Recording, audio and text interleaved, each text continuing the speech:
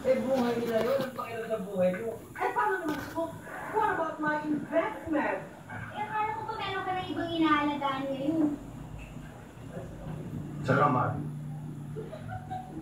hindi ka ba natatakot sa mga ginagawa mo? Bakit matatakot? This side, habang lumalaki ang labatan, lahat nagkakaroon ng publicity. Yan na nga bang hirap sa atin? Ha? Publicity. Ano tawag dito? Nakikiilagay ng mga rights ng buhay na may buhay.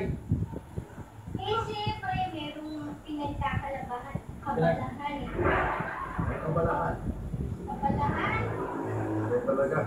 At saka alam nyo, kayong tumitismis as if wala namang kayong bahong itinatago. Hey, Rick! Let it warm you. Good day mo ah. Oo, sige din ako.